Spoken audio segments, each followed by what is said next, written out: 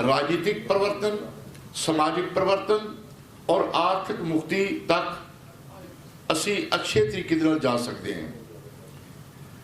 और जिहदा वड्डा जीदे जी मानवर ने एक्सपेरीमेंट करके सानूं दिता, एक्सपेरीमेंट करके सानूं दिखाया, लेकिन आज पंजाब के अंदर चिंता का विषय है कि असीं बाबा साहब डॉक्टर अंबेडकर की आइडियोलॉजी तो दूर हो गए, मानविक साहब कांशी राम जी की विचारधारा को छड्ड गए, जिसका कारण है कि अज पंजाब का प्रधान राशि फल में विश्वास रखता, जिहड़ा अज पंजाब का प्रधान जिहड़ा कहंदा कि जय श्री राम भी साडे है, जिहड़ा कहंदा परशुराम भी साडा है, पता नहीं की कुछ कह रहा है। इदा लगता है कि वह बाबा साहब डॉक्टर अंबेडकर और कांशी राम जी की विचारधारा छड्ड के सानू ये नवा प्रधान केसाधारी ब्राह्मण मिलिया है। आज मानवर कांशी राम जी की लहर नूं अकालियां दे कोल गिरवी रख के अज देश के अंदर, अज पंजाब के अंदर जिहड़े चिंतक लोग हैं, जिहड़े चिंता करने वाले लोग हैं, वो वड्डे पद्धर ते चिंतित है, वो वड्डे पद्धर के उपर चिंता करते हैं कि जिस मूवमेंट नूं मानवर ने भुखे रह के दुख कट के अपनी सेहत नूं दाअ ते ला के, जिहड़े 2 टाइम इंसुलिन ते डिपेंड करते सी, डायबिटीज के मरीज से, उन्होंने अपने शरीर नूं दाअ ते ला के अपने परिवार नूं छड्ड करके इस समाज नूं अपना परिवार समझिया। अज उस परिवार नूं जेकर पंजाब की मौजूदा लीडरशिप अकाली दल के कोल गहने रख देती है, गिरवी रख देती है, तो इत्ते विचार करना बड़ा जरूरी है। सो अज की ये मीटिंग पंजाब के वक्-वक् हिस्सों तो तुसीं लोग आए हो, करीब बैठे हो। अज बहुत वड्डे पद्धर ते इस चीज़ ते विचार करना होएगा कि असी भविख की राजनीति जिहड़ी है, जिहड़ी मानवर कांशी राम जी ने सानूं दित्ती है, जे असी उसनूं अज ना बचा पाए, जे अज उसते असी चिंता मंथन ना किया, तो असी बहुत दूर चले जावांगे, असी बहुत पिछे हट जावांगे। असी मुड़ के इस देश के अंदर एडी वड्डी मूवमेंट के सिपाही असी फिर शिकस्त वालों जावांगे, हार वाल वध रहे हैं। मैं प्रबंधकों को बेनती करा कि बाहर कुर्सियां लगियां, असी एक स्पैशल मंगवाई हैं, जे साथी खड़े हैं उन्होंने कुर्सियां बाहरों लिया के दे दिओ। मैं अज दे इस विषय के उपर बहुत दुख के नाल कहना पै रहा कि जिस मूवमेंट नूं इस समाज ने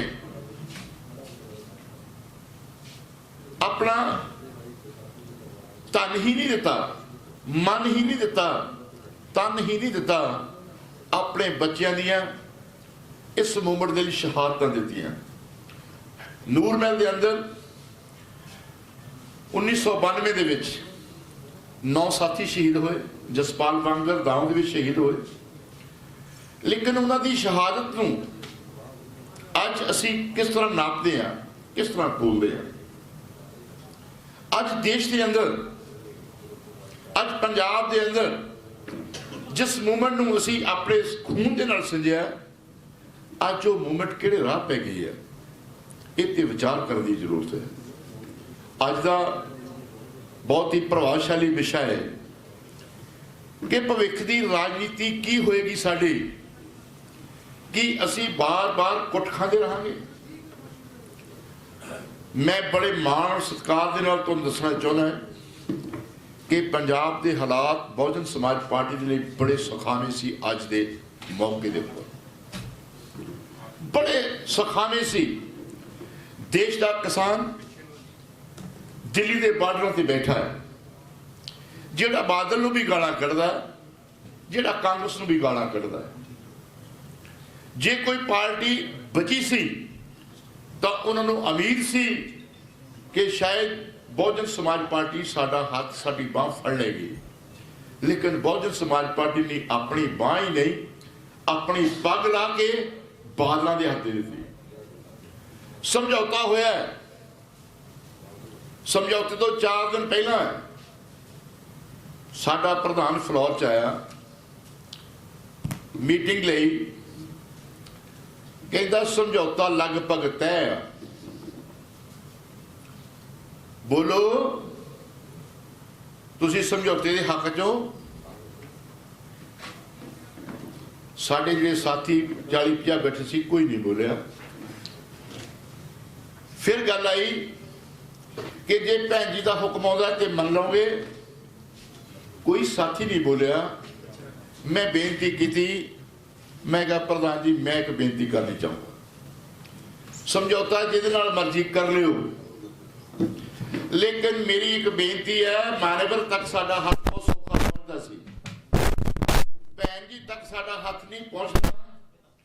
तुसी स्टेट दे प्रधान हो, एक मेरी बेनती नूं प्रवान कर लियो, समझौता कर लियो। तुहाडे मुल असीं कुछ नहीं कहांगे, समझौता करो, मौके की जरूरत है समझौता, लेकिन मेरी एक बेनती नूं प्रवान कर लियो। कहंदे ओ की? मैं क्या 3 बहुजन समाज के गदार, एक फलौर तो, एक बंगिया तो, एक आदमपुर तो समझौता होना चाहिए, लेकिन इस अलायंस पार्टनर दे वो 3 गदार ना तेरे वालों उम्मीदवार हो, ना अकाली दल वालों उम्मीदवार हो। वो 3 गदार किसी कीमत ते जितने नहीं चाहिए, जिन्होंने मानवर कांशी राम जी की पिठ में छुरा मारिया। वो गदार किसी कीमत ते जितने नहीं चाहिए, जिहड़े दूजियां दी जुत्तियां चट के MLA बने हैं। और असी समझौते के पक्षदार हैं, लेकिन एक गल पक्की है कि 3 गदार किसी कीमत ते जितने नहीं चाहिए। 3 गदार इस अलायंस के पार्टनर नहीं होने चाहिए, इस अलायंस के उम्मीदवार नहीं होने चाहिए। लेकिन जिस चीज का खदशा सी, वही खदशा होया, वो पूर्ण होया। मैं प्रधान जी नूं कहा, मैं कहा प्रधान जी दिल्ली, हिमाचल, जम्मू कश्मीर, हरियाणा, पंजाब, चंडीगढ़, दिल्ली 2 टेरिटरी स्टेट्स है, बाकी अपने सारे स्टेट्स के उन्होंने स्टेट का अहदा मिले। जे ये 7 स्टेटा दे विच जे कोई बहुजन समाज पार्टी को सीट है, ताकतवर सीट है, तो वो सीट फ्लौर है, जिथों 44,000 प्लस वोट पई है। 7 स्टेटा में कोई एक सीट दिखा दे जिथे 44,000 वोट पई होवे, ते जे तुसी 44,000 वाली छड्ड के 635 वाली ले ली, 515 वाली ले ली, जिथे नोटा तो भी घट वोटां पईयां वो ले ली, ते ये अलायंस नहीं, ये सौदा है। ये अलायंस नहीं है, ये समझौता नहीं, ये सौदा है। वो साबित कदों हो गया? जदों अंबरसर नॉर्थ BSP के खाते सी, ते वो BJP का कैंडिडेट अनिल जोशी नूं लिया के अकालियों ने अनाउंस कर दिता है। टांडे तो गिलजियां तो लिया के अकाली दल का वर्किंग कमेटी का मैंबर लखविंदर सिंह लखी गिलजिया जिन्हों हाथी दे वाला पटका पवा के BSP वालों खड़ा कर दिता गया। ना जाने रे होर कितनी सीटां ऑन टिप्स है। मैनू याद है 92 की इलैक्शन यूपी च इलैक्शन होने जा रही सी, ते भैन जी कहते साहब कांशी राम जी नूं कहते मानवर जेकर तुहाडा कोई उम्मीदवार तुहाडी चाहत दा उम्मीदवार है, जे कोई तुहाडा चाहत तुसीं रखदे हो कि मैं किसी कैंडिडेट नूं उम्मीदवार बनावां,